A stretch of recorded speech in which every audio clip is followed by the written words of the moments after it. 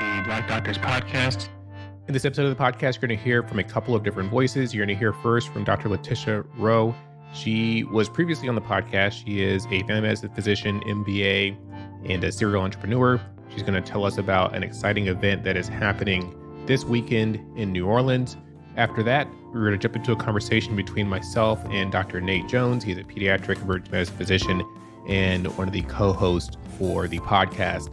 Because we are in a time of year where we have a ton of transitions, whether it's from somebody starting medical school or going from medical school and starting residency or residency on to attending life.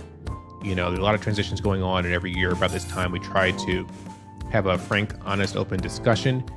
This time around, you're going to hear this in two parts, but Nate and I talk about some of the things that we learned, you know, from being residents or fellows and now as attendings, you know, what's different now. So a lot of gems for people, cheat code. If you are a medical student or resident, you can kind of help identify what is important at whatever stage of your career that you're in currently. So thanks for tuning in. Thanks for rocking with us for the next half hour or so. And then tune in next week where you'll hear the rest of the episode featuring myself and Dr. Nate Jones, as well as an update from Dr. Rowe and her incredible venture that is known as Honeycomb Clinic.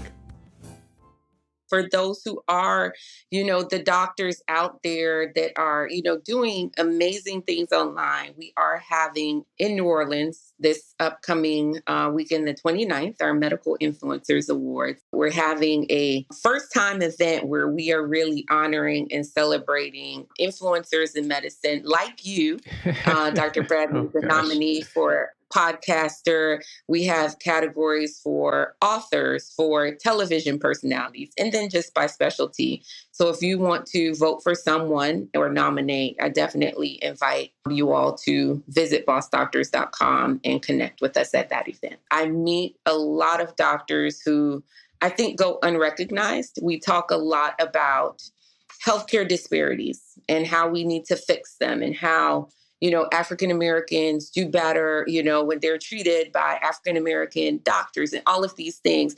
But the everyday person, if they don't happen to follow a doctor and then see the other doctors that those people post, they don't even know who we are. Yeah. So the Medical Influencers Awards is about, yes, it's about celebrating doctors, but it's also creating this list. Like, these are the people.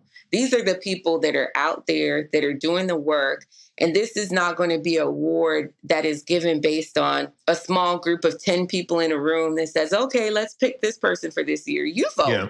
Who inspires you? Who is the person you follow online that gives you the best health advice, or who's just funny and makes healthcare relatable? So really, that's what it's about. I feel like we were used during COVID. Oh, healthcare heroes. Everyone wanted to put a doctor on a billboard. Yeah. And now that COVID is gone, where's the applause? Where's the recognition? It's gone. And so, you know, but doctors are still struggling, right? So I feel like we don't acknowledge enough that this career takes a lot out of you, and we need more than a gift card on Doctor's Day, right? So if they're not going to do it for us, how do we do it for ourselves? And this is my small thing I'm doing to give back to colleagues, to say, I see you, I hear you, I'm going to celebrate you, even if no one else does. So someone's going to walk away with an award per category, and I can feel good knowing that I gave back to my peers in a meaningful way. I love that. And the dates for that it's coming up soon. I'm going to edit this and get this posted, because by the end of the week, this conference is happening in New Orleans. Yes, in New Orleans, July 29th. And I'm calling it the Black Doctors Weekend, but everyone's welcome. Like you said, it's not only Black doctors that are nominated. Doctors of every race are nominated in many categories.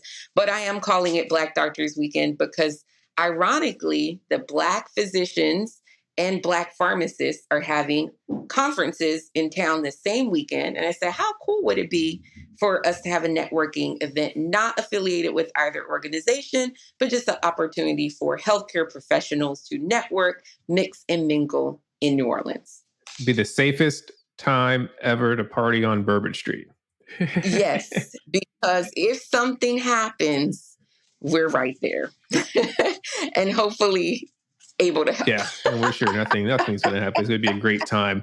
And, so excited to see what comes. I cannot make it to the conference or to the event, unfortunately, but I am excited to see what comes from or who actually gets these nominations and who wins these influencer awards.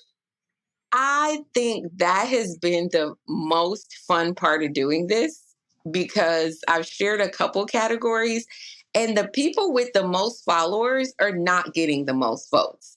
And it just shows that influence is more than how many people follow you, right? And so I thought that was in many categories, like it's not, and people are voting, like hundreds of people have voted already.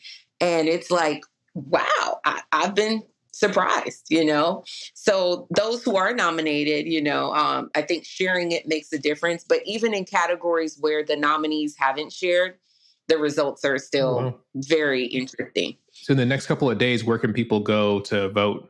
Oh, go to bossdoctors.com. That is how you vote. That is how you nominate. Nominations are still open.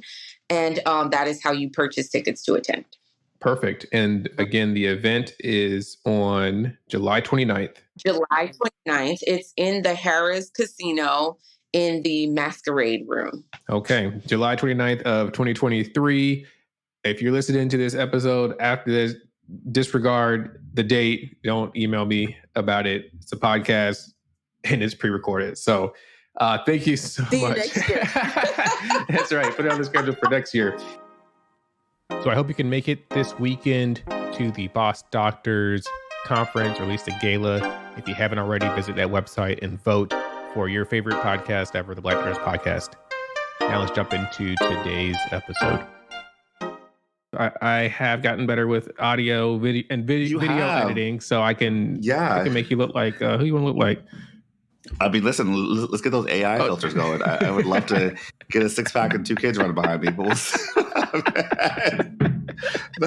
all right. We're checking topics off: AI and healthcare, medical minute, AI healthcare, the attack on equity, the New World Order. That's the Supreme Court is depressing. Right. It's so interesting because like this whole period of the year, it's funny because we were talking earlier about July being new beginnings, and it's so interesting that like the Supreme Court ends their, I don't want to say season, ends their term in June, and so it's just a very interesting space to be in while being a physician of color, dealing with issues of equity, and then also thinking about the way the world is going and where we're going and what is happening. So. Yeah. So much to talk about this summer. There's so many things to talk about. So many things. Well, if you start talking about the Supreme Court, we'll be here all day. It's a spiral. It's a deep spiral. But we can... Yeah, no, we'll save that for later. Yeah. Plenty to talk about there. What we're going to talk about is continuing the theme, kind of new beginnings. I know we had a panel a year ago. I think that was super helpful. I think that got over like 1,300, 1,400 downloads. Nice. Quite a few of us were on and talking about transitioning from residency to attending life, and we covered a lot of ground there. But every year there's more stuff that pops up and more experiences, and so I figured that it'd be a good place to kind of start, and we can talk about that as well. Right, because it's like the start of the new season. It's a lot of newness. There's always a lot of newness. It's funny. I was reflecting because like now I'm moving into my 3rd years in attending. Okay, getting salty. Welcome to Attending, Steve. We're going to talk about you finishing fellowship and what it's like. Oh, gosh.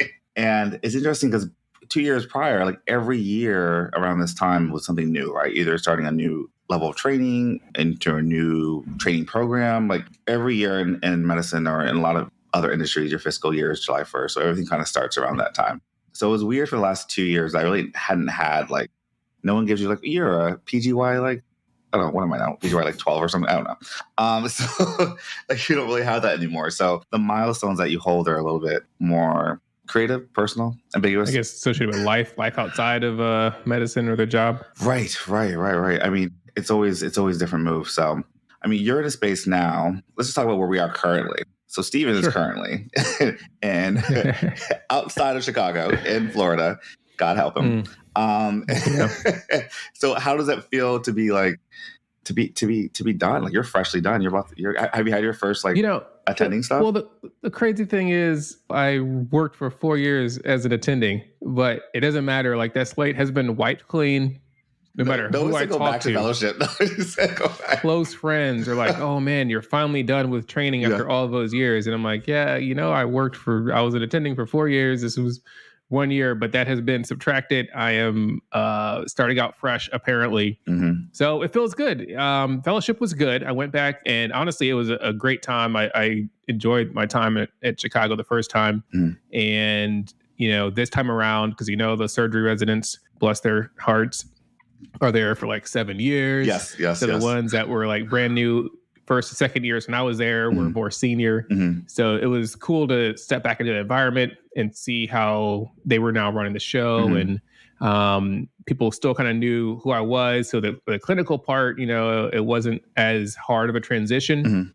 In the first 9 months were like, great. Okay. And then those last 3 months, I was like, okay, it's about time to get up out of here. So, it's good. It's good. I start the job in a couple of days. So by the time this airs, I'll start at work already, but excited to start working again. And I have a new specialty in critical care medicine. Look at you. Wow. Okay. And so is your new job, is it part like OR time, part ICU time, or you're predominantly ICU? Exactly. So I'll be 50% critical care and 50% anesthesia. So with the critical care time, it's a week on, week off. And then the rest of the month is, 2 weeks in the OR doing anesthesia. Oh, wow. Okay. Oh, nice. Look at that. Well, look at you. Congratulations, Steven.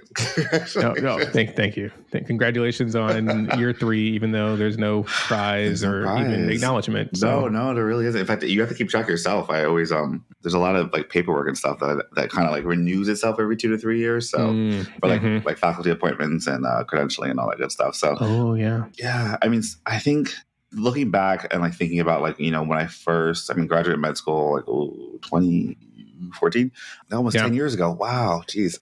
We just got an email about our 10-year anniversary for Howard next year. Yeah. Oh, you guys would have one. I don't even know if we have one. My school even has one. I don't even know if it does.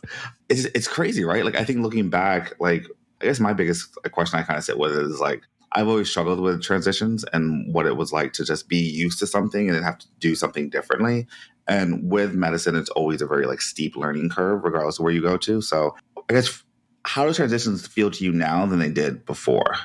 I will say, so I've always embraced transitions because part of that's how I grew up. Being a Navy brat, we moved every 3 or 4 years. So my life has always been in a state of transition. And then, like you mentioned with med school and residency, those 3 or 4 year blocks are nice. You develop that routine. And then when things are kind of getting old, it's like, okay, time to move on. Now that has wreaked havoc on relationships. I think a lot of military people, somebody had made a post about it, that, we live our lives in 3 or 4 year increment of time, much to the detriment of our partners and friend groups and all that. So I've always looked at it as transitions are a chance to make a new first impression. And always continuously making these new first impressions, right? So if you're like a not so nice person in the next, when you start fellowship, you can be nice. You could try that on. Okay, Jekyll so and Hyde. I don't know. I know. Just change it up on people. So, just change it up and see which works best. So it's been nice. For me, it'll be a stretch when I hit that like 3 or 4 year mark, and I'm probably going to start getting antsy and wanting to go change things up. And like you mentioned, you're kind of here, just working. Yeah, I feel like, but at least the space of when you're just working, quote unquote, I think it also allows you. You're always learning, but the active process of learning is a little bit different. Where it's not like I need to sit down and read, or I need to sit down and go to these lectures and these types of things. It's more so I'm learning on the job. I'm learning through evidence-based stuff, but that also means it frees your time up to do like real life things. One of my friends who's a family medicine doc, he gave me some really good insight. He was just, well, I don't know about you. People make fun of me all the time because I am supposedly a baby adult because I don't know how to be a real person. Largely, and I was trying to explain that frustration, what it's like to talk to people who don't go through those transitions every 3 to 4 years and haven't spent most of their lives, in studying. And it was like, the way I look at it is that you're already going through medicine, you've lost maybe 10 years, a decade of your life, right? Wherever, however old you are is like 10 years younger than how old you act or behave, right? And some people, Right. at least in my behavior, I'm a smooth 25. But I think it's interesting because we spent so much of our lives, especially the formative part of our lives in our 20s, really just absorbed and like just trying to get somewhere, just trying to grind and trying to do what you got to do. You got to study, you got to read, present, find research opportunities, do internships, all these things just to get where we are today. But in that process, while we were doing that, our contemporaries were doing, regular stuff like going on vacation, like getting raises, making real money, not going into crazy amounts of debt. And that, I think, allows a level of like developmental, maturity that like I think of like it kind of robs you when you go through this process. At least for me, I think other people, I think you are a little more mature than I am, a little more organized than I am, but barely. Yeah, right. Barely. Right. But no, but that perspective of it, just like, transitions are great and they're help you reset yourself, but they also, because you're so constantly churning and constantly doing things, that like the development and investment of yourself isn't always there. It's like, ugh. So now you invest. Now you have time to invest. Yeah, in good old Florida. But I am excited. We took this job. We're closer to our family. It's a new venture, so I'm looking forward to it, and great patient population. So yeah, I'll keep you guys. I'll keep you posted, and probably only the good things because I want to keep my job. So I think the other part of what I was thinking of was also lessons learned through the process of transition. A lot of those. Like, what would you say is your biggest lesson that you learned, or one of the biggest, or one or two or three big lessons that you've learned? Yeah, I think, it's that crazy thing about life that I don't know about other people, when I look back at my life and what I did like 4 years ago, I'm like, who is that person? So I think looking back, you can see how much growth occurred and some of the things that you did do and that you wish you'd never have done. But I guess you're better for it, or you're just different. I think everyone's always better for it. I think, I feel like I struggle over transition so much. I mean, that's half the reason why I don't like leave places. I think I just fester until I have to go somewhere. Until I graduate, I got to go somewhere else. But I think there is something in sort of honoring that passage of time and what it's like to be at point A and to be now in point, like, I don't know, V or whatever. I don't know. Like, I don't want to say at the end, there's so much more to explore, but so much more to grow. But I think one of the lessons I've learned is that, like, it's the period of just one, like, the way you plan your life. I used to think it was very much just like find your, place you're going to live, what apartment you want to live at. And then like, does it have parking? Like, I don't know, those types of things. And not realizing that like so much goes into yourself as a person that requires more planning. And that's usually things like, I don't know, like if you go to the gym, like is a gym close by? Do you know a gym you're going to go to? If you utilize like therapy services, like do you know what your insurance is like? Are you if you just found therapists that are in your area? Should you start looking for that now and not wait until you get there? Like those types of things. Like, what's your support system look like? And I think that is what we often overlook. Is I think we are used to. I mean, by we I mean like particularly physicians of color, like are very much used to putting your head down and getting through it.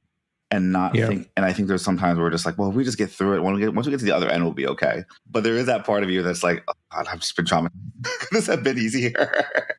You just need to take a break at the end. Right. Because you get so exhausted because there's so many things that like you didn't know you need until you needed it. Right. There's things like you don't know what you're missing until you go reach for something and it's not there. Yeah. And I often struggle with the idea of like self-care is something that's like prophylactic versus something that's like, emergent. Like something like is like a need to address something right now, like an ism or ill that you have right now, versus something that is ongoing and something to help into your low. So yeah, well, as a mid-career, early career physician, early. What have you done to incorporate self-care? You have all this money now and time. No one has all this money. That is not real. None of it's real. No, I'm kidding. Go ahead. So what have I done? I feel like it's like, well, I travel. As you know, I travel as much as I can. It's easier to travel because my schedule is a little bit more in control. I'm a little more control of my schedule than I had before. I do see a therapist. I see a therapist once a week. And we had an episode a while ago talking about therapy and stuff like that. Oh, yeah. But I think we should probably revisit that in some ways. But no, I see a therapist once a week, which is super helpful. That's what I think about. Like, do I have an issue, or do I just need to like work through some things? And that's been extremely helpful. I'm working on getting back to reading and writing. I'm currently reading this book on boundaries, personal boundaries for personal growth. The title of the book, actually, I think is really actually great. I went to a professional development day for underrepresented faculty at my institution, and they gave us this book. And I'm going to butcher the title because I don't remember. It is, I think it's Setting Boundaries, Finding Yourself, or Finding Peace. I will probably put that in the show notes or something. But it's phenomenal in terms of how it talks about like setting boundaries. And I think that is my new thing for self-care and self-preservation, to sort of have that ability to be like, well, this makes me uncomfortable, or no, I don't have the bandwidth for this right now. And that's been very peaceful. So, I mean, I'm evolving. I don't know. I'm figuring things out. Maybe I'll cook one of these days. I don't know. We'll see about you. Well, no, I don't know these things. What about you? What do you do? Oh, gosh. Well, I mean, I floundered a little bit, first. I think when we first started, I was attending, I was in the Navy and stuff was really different, but it took a while to find myself, long distance relationship. And then it just got better over time as I settled in and got that routine down, like you're saying. Now, we're settling into this new adventure and we'll be here for a while, so we can actually put down roots. Exactly. We started cooking again because the last year in Chicago, we were living on Grubhub, just sitting in the house, Grubhub and Netflix. It's cold in Chicago. You can't go out. It's cold. It is. It was cold most of the time we're there. So trying to, get back active and set the house up and all that. So looking forward to hopefully getting back into some music once I get my office / studio set up. I see. Is this a studio you're in right now? No, there's no shade. I'm just asking. I'm just asking. I see the IKEA box in the background, some keyboards to the left. All right. Yeah, you don't need to describe it. That could be left to the imagination. Yeah. Well, I think this camera, this point of view is so zoomed in, you don't see the rest of this crazy office. Nope, that was intentional. So, I got some instruments that I'm going to purchase as soon as that first check hits, because I need money. But we were talking earlier, and we were mentioning kind of how perspectives shift as you go through different transitions from being a pre-medical student with the hope and dream of getting into medical school and being a doctor. Then you're a medical student and you're like, wow, what did I get into? Right. You get into residency, and then it's really like, wow, what did I get into? And then ultimately being an attending. And I think there's definitely a disconnect when you're only looking at things one way. And we both have now, hit all of the wickets. We were both in grad school. We both went to medical school. We're both fellows in different orders and both attendings. Yeah. So I think, reflecting back on where we were and what we thought then versus what we think now may be helpful for folks that are at those different stages. Right. I agree. I told some of the fellows at one of our presentations, our conference, I was like, you know what? None of this matters. That's my new perspective. which is a very hard thing to say and to do and to even live if you are like a medical student. Like, I would never say that to a medical student. I feel like that is like a very a different space to be in when you're like in the latter part of your training. And what I mean by nothing really matters is like the stress that we put on ourselves to like find the right research question project, publish the paper, like go to the conferences, smooze the program directors, like get the letters of recommendation to get to the next step, to get to the next step, to get to the next step. It's like, it's going to work out. I mean, the thing that like is so great about our profession is that it is very much on autopilot. It really is. Like, yes. Can you find yourself unmatched? Can you find yourself in an institution you don't want to be in? Yes, that is a possible thing. But there are plenty of people who don't find jobs and people who work at jobs that they hate, who are outside of medicine. So again, I'm speaking from a perch of privilege. Like, I'm on Monday morning quarterbacking. Nothing really matters because everything worked out at the end. I think it's that bell curve that you learn in school is if you hit the wickets as a medical student or a resident and you stay in the 60 something percent, 0.7, whatever's in the bell curve, it's going to be fine. Then there's like the overachiever, the high achievers, I don't know, or high achievers, and then some people struggle. Because that's just life. Right. But if you stay in the middle of that bell curve, you're probably gonna be just fine. Right. And yeah, it's interesting to see on the other side. I was kind of broken going back to fellowship, right? Because I knew as an attending kind of the big picture. And when you haven't seen that side before, you're working and you're doing all of these things that, like you said, may not ultimately lead to matter. anything. It's crazy, right? I mean, I think, and I don't know if that is the ruse of medicine or the I don't know, the illusion of medicine, or maybe academic medicine particularly, is the need to be that workhorse, and that your value comes from what you're able to produce, not really what you're able to care for and how you're able to care for patients, which I think is a bit of a problem. It's a huge problem. But I don't know. But I love what you said about that, because I think that's true. Like when I went into fellowship, one of my months I had to do trauma surgery. And when you're on a trauma surgery service, you become a surgical intern. And I've now, like, I was in my first year as a fellow, but like I've been removed from so like right. Oh gosh. So it was like so my senior was like, I don't know, like a PGY 5 or something, which is very similar to what I was at that time. And I remember being like, I don't know surgery. I'm not a surgeon. I'm here to learn how to put chest tubes in, all this stuff. But no, I'm not going to wake up this early and do all these rounding. I can round in like 5 minutes because I don't need to look at all these things. Like I will have specific questions and specific objectives for what I'm doing. I'm not just here to just do scut work. Like I'm not here to just write orders and notes. Like, and so you kind of perceive yourself more of a human being, more of a like visual. Like I exist in space and time, and I take up space. Yeah. So, but then when you think back, I feel like I never had that perspective. I don't know. What was your thoughts when you, like, how did you feel as a medical student?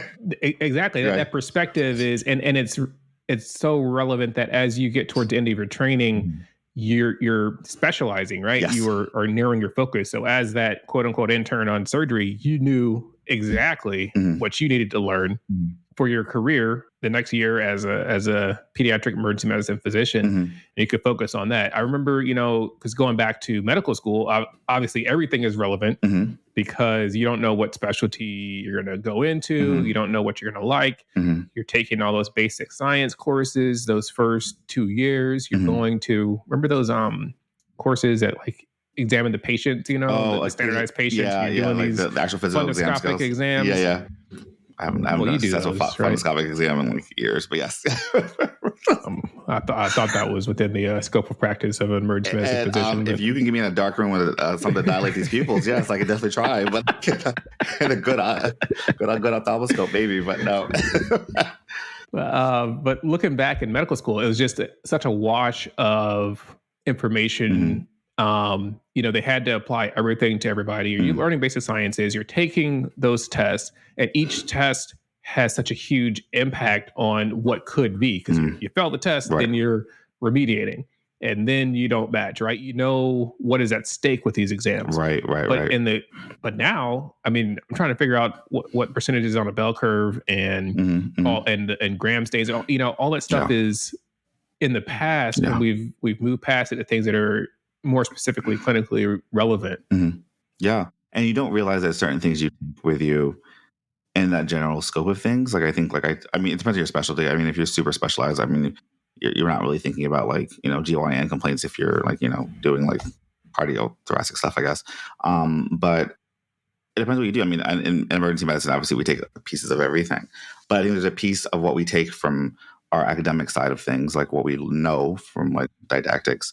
And the other piece that we take from it is sort of like, what do we know about ourselves? Like, what do we know about who we are as decision makers? How well we can balance ourselves, our own morality, our own dealing with biases, how well we're able to do that. Some people are better than others. And that gets better with time. That's true. But I don't know. I feel like, I don't know about you, but felt like transitions got, bigger and scarier as I got older. I don't know. because I knew more things could go wrong. I just in more responsibility that I'm still at peace now because I don't really have big transitions coming up. I don't know, what are your thoughts on how big those those feelings are? I remember the transition from being a second year medical student to a third year, because Howard, they had the med school, then there's a bridge you go across to get to the hospital. So it was like crossing the bridge. It was all like dramatic. It was like, okay, now you're going to actually see patients. And I remember being so terrified to see patients as a third year medical student. And then, like, as anybody who's gone past the third year of medical school realizes like you really can't hurt anybody No, I do not. unless you go like far out of your way. So it's that graded. Just kidding. Separate topic. Dr. Deaths of the world. No, okay. Yeah. You get to do something pretty egregious. And it's all a graded responsibility. And that's the way the medical education system has been built, for better. That's a whole other episode if you want to dig into the medical education system. But that graduated responsibility is built in to where you always have somebody looking after you for a very extended period of time, to be honest. A lot of shepherds. Yeah. Because you are sheep in a lot of ways. What I didn't realize is how much that support changes as you get through the process. As you get further and further along, you don't have as much oversight, obviously, and as much support. I think I can only speak for my specialty in my division, but we do a good job with like mentorship and guidance. But I think once you're done, like I think it's actually kind of hard to understand where you are in the world and what you need to do next. Like, because you don't have that like, I have to turn in my fellows project by the end of the year, or I have to like submit this grant, blah, blah, blah, blah. It's more so just like, I just have to work and make sure I don't, F this up. And these are my metrics. So as long as my boss isn't mad, I'm good. I will say though, that is, I don't know, people, corporate medicine people can love that. But for but I don't know that when you're just like, I'm just working just to get in and get out. And I'm not taking away what I like. Like for me, I love to teach. I love working with trainees. And so I'm in spaces that I don't get the opportunity to do that, particularly in like community hospital settings, which means I can see patients by myself, which I love to do too. But it burns me out. I think I am an academic clinician at my core, but I only knew that because when I didn't have academic responsibilities, I felt like I was just like spiraling, and I felt like I was just hating my life and what I did. So. Yeah, that's that ongoing growth, because like you mentioned before, you're not stopping learning once you finish your training. Like the first, I don't know, remember what percentage, but a lot of physicians leave their first job after the first couple of years. And it's not a bad thing per se. It's just you practice in some environment or in some way, and you're like, hey, maybe I like this and I'll stay, or maybe I like that better and I'll try something different. Right. And I think that's when the powerful word of boundaries comes in play, because very easy to be overrun as a trainee. It's very easy to like say yes to everything. And my advice when I was like mentoring other trainees earlier on was just like, just say yes and see where you land and see what you do. And now it's like more of a very conscious, like just be careful of your own bandwidth. And sometimes you don't know that until your bandwidth is reached and it's too much. And my advice with that is like, sort of mentorship helps a lot. And sometimes I'll go to my mentor and I'll be one of my mentors and I'll be like, can I do this? Should I do this? Right. And it's good to have an objective person, especially someone who's further out in their career, to be like, no, say none of that. And this is how you can say no to it. So it doesn't sound as though you don't want to do anything. It's just, this is what I'm able to do. And try to hit those high impact stuff. Like what is stuff that's really going to feed yourself, feed your soul, feed what you need to do to feel like a human being, but also can further your career and make you feel like you are doing something that actually is meaningful, because you just spend so much time learning to do what you get to do right now. And for medical students, right, because setting boundaries or trying to say no, that's incredibly difficult. We know the match process is getting more difficult. They're changing what's submitted. Step one is pass, fail. So that's the question I get commonly is, should I do research or should I not? And I try to explain that yes, you should probably have some research. Thanks so much for tuning in to this week's episode of the Black Doctors Podcast. I hope you enjoyed the conversation. Definitely check out the show notes. You can find links to vote for the Boss Doctors Conference. And definitely tune in next week for the second half of this conversation as Nate and I reflect on our experiences throughout medical school, residency, and even fellowship. Thanks for listening to the Black Doctors Podcast. We're here because representation matters.